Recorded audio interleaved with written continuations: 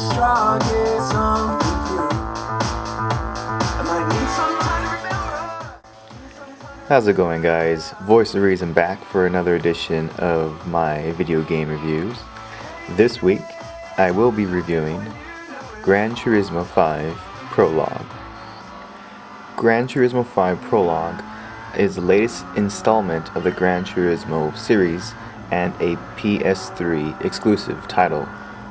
Prologue is a precursor to Polyphony Digital's planned Gran Turismo 5, and it also replaces the Gran Turismo HD concept downloadable video game that was available, I would think, close to a year ago.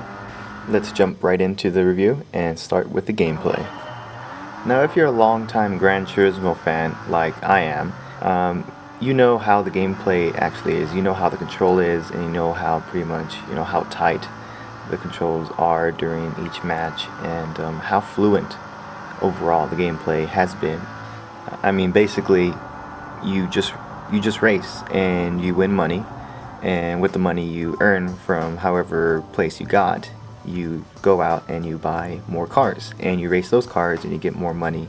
And it's pretty much just the basic racing game that you can ask for. There's no actual storyline. It's just you racing and winning. Now, one of the highlights of the game overall is the new interface. And when I mean interface, I mean what they refer to in the game is My Page. My Page acts as the player's personalized menu for the game. It also has a world map with the player's play area marked in red, weather readouts for major raceways, motorsports related news, maps, and a clock.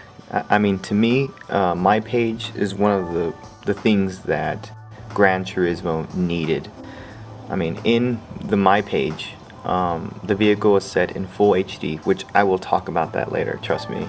It's shown in full HD, advanced 3D environment with a 360-degree camera workout, and it pretty much has a real-time zoom-in function, and it's pretty much anything you would come to expect for Gran Turismo.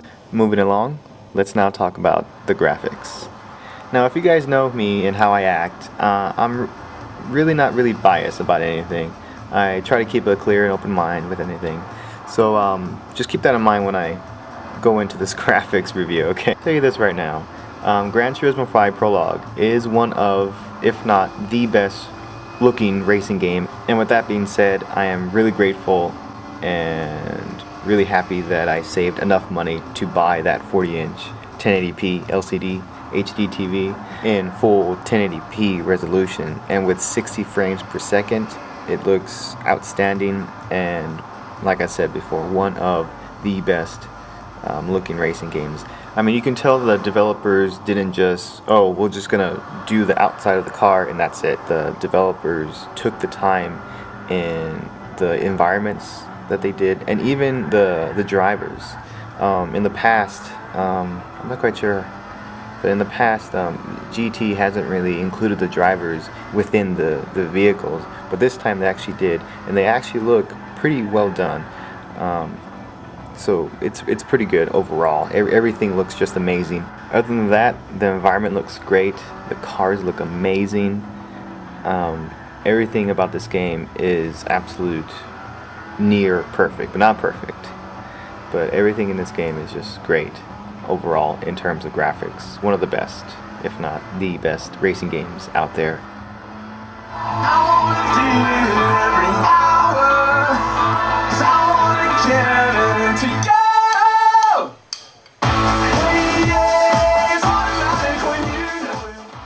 The soundtrack is probably one of the best in the whole series.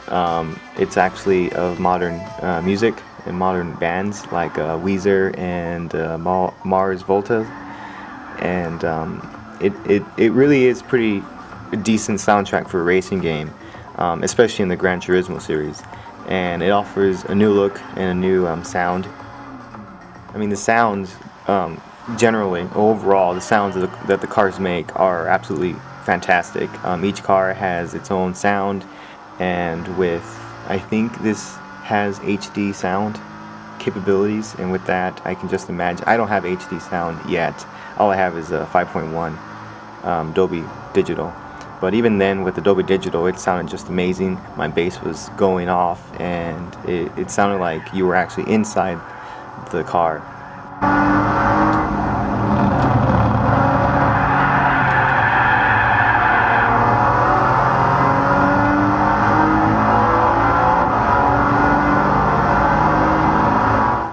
Now, while playing Gran Turismo 5 Prologue, I did see some deficiencies within the gameplay.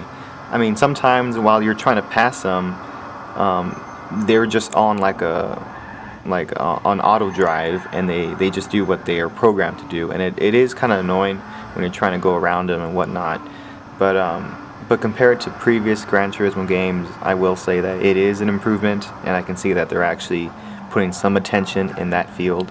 And I think they should, since they do say that Gran Turismo 5 Prologue, or Gran Turismo altogether, is the real driving simulator. Another deficiency that I saw, and I've seen this in pretty much all of the Gran Turismo games, and it's the rear view mirror inside the car. When you're driving and you go into a patch of sand and you look in the rear view mirror, you don't see sand go up everywhere as you would normally do.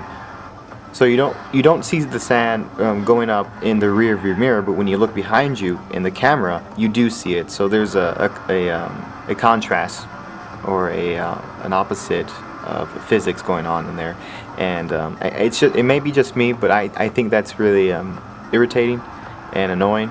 So hopefully they can match the rear view mirror sand dust going up with the back camera. I don't know if I confused you guys, but hopefully you guys know what I'm talking about. But yeah, that's one deficiency that I saw while driving.